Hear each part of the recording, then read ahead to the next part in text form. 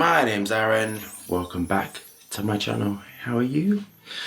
So today I'm just picking up samples, and yes, this is the red one, Lush Lust. And this says this is a sensual jasmine perfume that lasts all night long.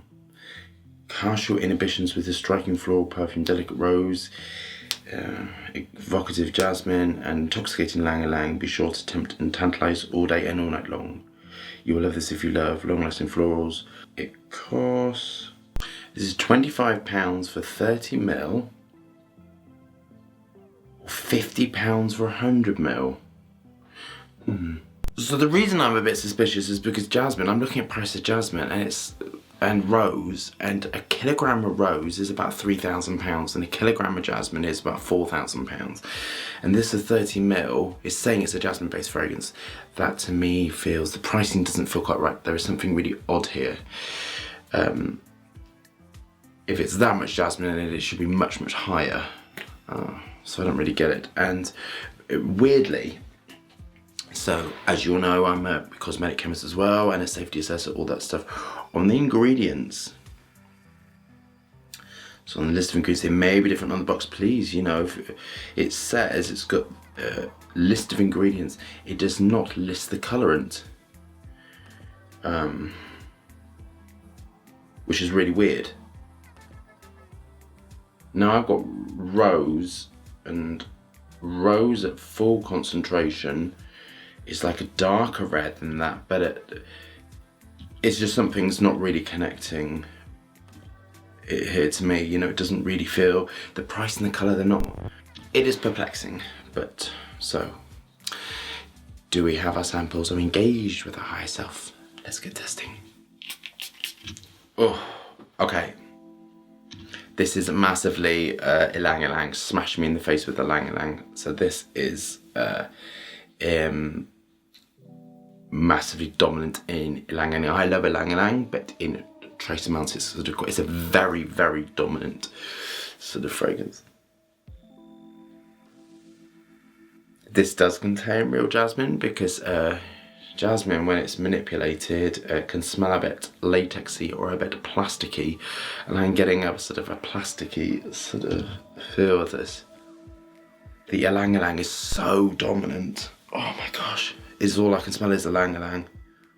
So as you know, I love naturals, and my style of perfumery is combining about in my oud range, and with sort of some of them not necessarily the sex range, which is sort of quite different actually, and the sun one is going to be very, very different.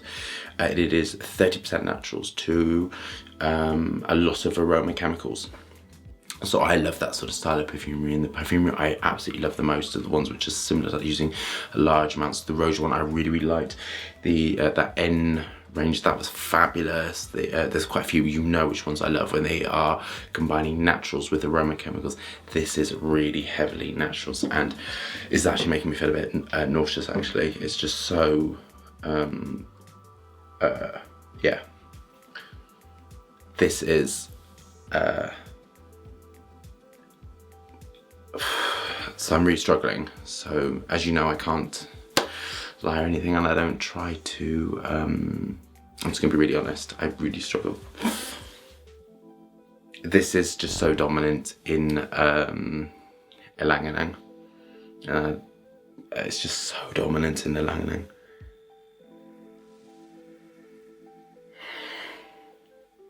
It's very, so this is, normally I can pick out the notes, and it feels like to me like a story. I can sort of, really well crafted perfumery, you can get a movement and a story, and you can get sort of the twisting and turning, and I can pick out the notes as they sort of come through. This, I can just smell ylang-ylang, some headione, some jasmine. It's just really crushed together in like a hard ball. It's making me feel quite nauseous actually. It's got a fluffiness to it, and a onto my final thoughts. I would hope that after an hour this would settle on the skin, because this does contain notes that I love very much. I do love jasmine very, very much, but jasmine has to be handled so specifically and at the right concentration with the right compounds, otherwise it can become over dominant and can become quite disgusting, because it has a fecal quality, it has a lot of animal notes and has indoles in it. Indoles, they're not particularly nice compounds actually, but they smell of mothballs, indoles, but at trace amounts they're fantastic and add a naughty sort of quality. And jasmine compounds can be quite, because of all the animal notes and the indoles and all that sort of thing, they can smell quite drug-like, which I really enjoy actually. I see sort of, my jasmine fragrance was very, very heavy. I added a lot of aroma chemicals to give you the smell of cocaine. But this to me, unfortunately, it's just really dominant and sort of like essential oils. This just smells like really old-fashioned, dated, heavy, dense perfumery. It is not elevated perfumery at all. It is just really heavy in indoles. If you get this and you put it on your skin and you leave it and you smell the mothballs, you'll know that's what I mean by indoles. I'm smelling a lot of eugenol, so this is massively natural, which may really surprise you because you know I love naturals combined with aroma chemicals, but 30% naturals to 70% aroma chemicals I think is a superb, brilliant perfumery. That is what I consider a 10. If you go too much one way, the marks come down because it needs the naturals. If you go the other way and it's all naturals, it needs the aroma chemicals to make it modern and lively. This just smells of civet. This has got masses of civet in. Now civet is the excretion from a civet cat, and it's quite an interesting compound because it can give liveliness and sparkle to floral notes and actually make things smell very, very human.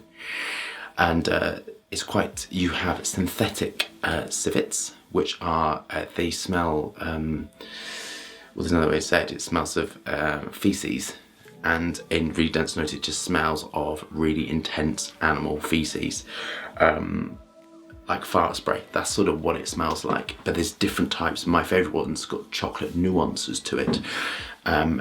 Natural civet is really cruel, and I don't really want to talk about it. If you want to know how to produce natural civet, please go and educate yourself.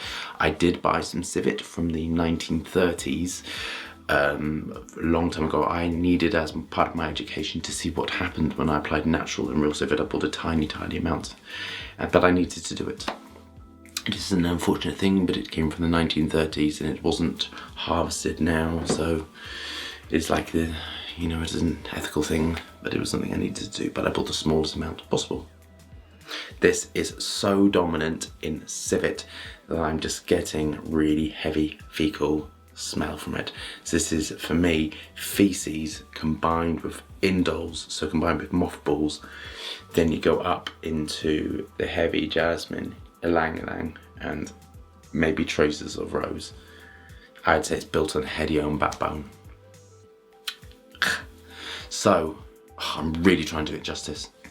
I think the price is fantastic, first of all, so it's going to get a 1 for the price. I don't know quite how they're doing this for the price. Maybe they're, I don't know, maybe when they're buying 5-10 kilograms of it, or they're sourcing out or something, I don't know.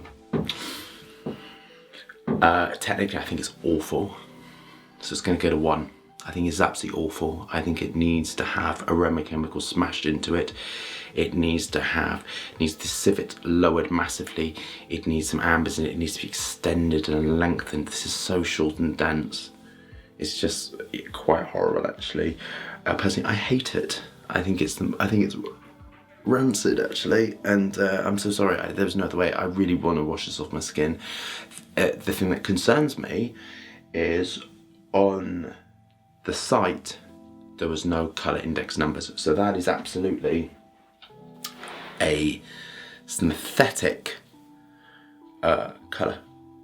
There was no colorants, no colour index, there was no BHT. You must stabilise fragrances with BHT, and you must put sunscreens in, because with essentials they're so delicate to sunlight that the sunscreens will protect it. And this, to me, that it just feels really weird. It's just weird that there wasn't those things mentioned on the site.